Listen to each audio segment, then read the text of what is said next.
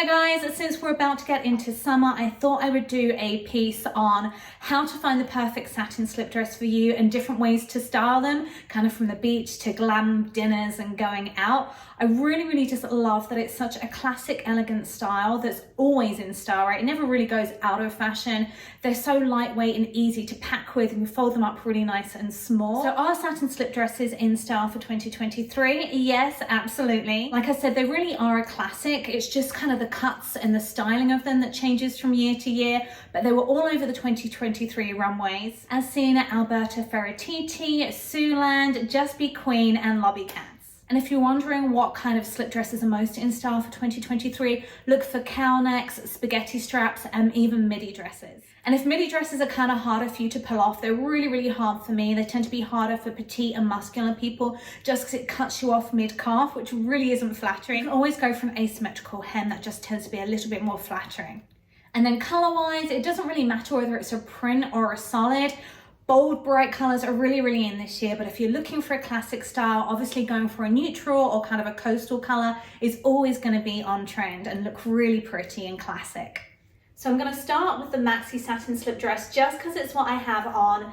And for me, I either tend to go for maxis or minis because, like I said before, the midis just aren't flattering on me. So what made me go for this white one, I just thought it was a bit different. It doesn't look like lingerie, it doesn't look like a nightie. And I love the maxi styles just for those hot summer nights and for vacations. They're really easy to dress up with a pair of slides for the day or for a pair of heels and espadrilles and wedges for the evening. And they come in so many different colors. I chose this white maxi satin slip dress for a few different reasons. And I thought it looked really pretty with gold accessories and lots of bronzer in the summer for kind of that golden goddess look. So what I liked was the neckline. I thought if I wanted to wear a bra with it, I can because it's got the widest straps. I also loved the ruching. It has the most beautiful draping on this because satin can be a little bit unflattering around the belly and waistline, but with that ruching and with this here, it does make it a lot more flattering. And then it has like that sexy leg slit, which is kind of really cute when you're walking and just gives you kind of a bit more airflow in the summer. So that's really cool about it. It's also one of those lengths that's kind of a crossbreed between a maxi and a midi. So for me, it's definitely more of a maxi, especially when I'm wearing flats. For other people that are taller, it might be more of a midi. So a really good length that I haven't had to have tailored for wearing from day to night with flats and heels. The other thing that was really cool about this is how it does up. So the zipper goes to here, and then the rest is all of these tiny little buttons. And the reason I think that's such a brilliant detail on this is normally zippers can kind of get stuck when there's a seam on the waist. The fact that the zipper stops there and then there's buttons solves that issue, and it also means having it there, I can actually dress myself. I don't need my husband to come and help me out. So really good dress for that. Also just super easy for folding to take with you. So if you know me, you know I don't have a lot of linen in my closet just because it's a nightmare material. I know it looks really cool when it's freshly ironed, but the moment you sit down, the moment you pack it, it looks creased, and I just can't stand creases. So that's why I tend to go for more of satins. I find the creases drop off of a lot easier, and I just find them a lot easier to pack with. Okay, so a little bit of a packing with Eve moment here. I've been traveling for years and years. You know, I was a professional dancer for 10 years and toured the world doing that. And then just also we like to go on vacation a lot, and I hate ironing and I like taking a lot of things. So kind of had to get good at packing things as well as possible. And I've got a lot of friends who are corporate flight attendants. They're used to doing it. They share a lot of their packing tips as well. So the first thing I would want to do is just make sure the dress is really nice and flat, because obviously you don't want to roll creases into it. I honestly find I get so much more in my case when I do it this way as well. And then you're simply just going to, careful to not try and, like I said, put creases into it. You really want to roll, not fold the whole dress. And that is it. You're going to save yourself a lot of room in your luggage and a lot of time ironing the other end. If you have things like straps like this, you can always wrap it around as well, just to make sure that that stays all nicely rolled up. But honestly, when you start pushing everything like this in your luggage, everything stays rolled up anyway.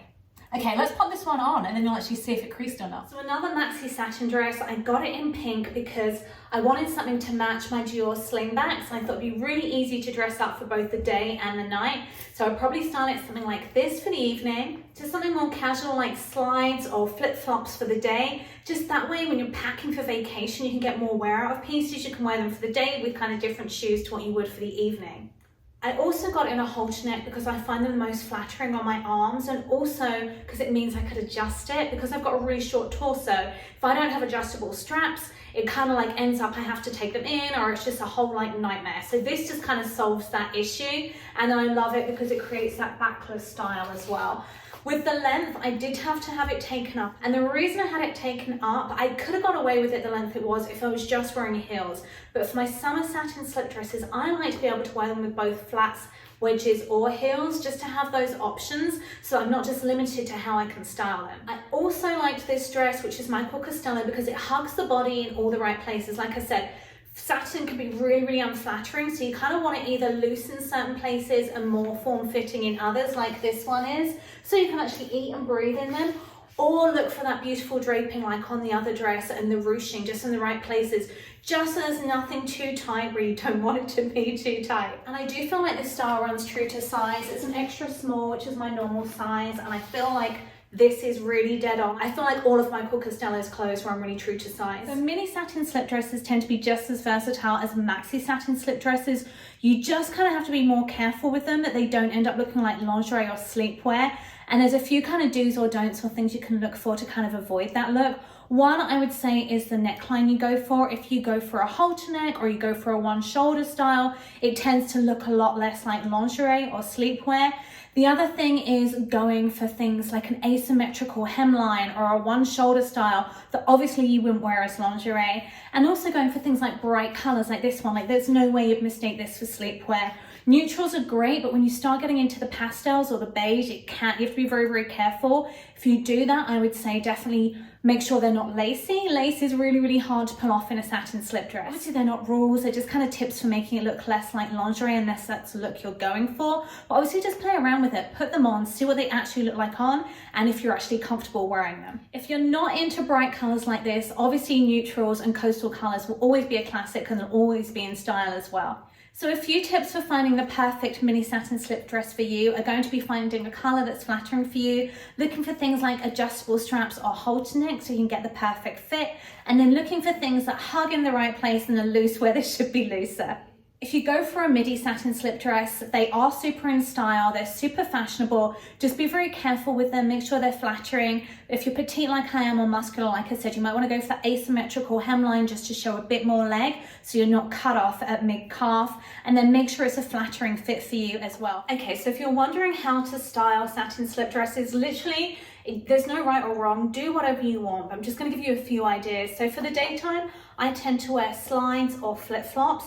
And what's really kind of cool with that, if you wanted to just change up the look, using a twilly on the handle of your bag really is a quick and easy way to change the look and tie the whole look together. So if I was wearing these slides with it, I'd probably use the matching Jordway twilly as well. And again, the cream ties into the dress.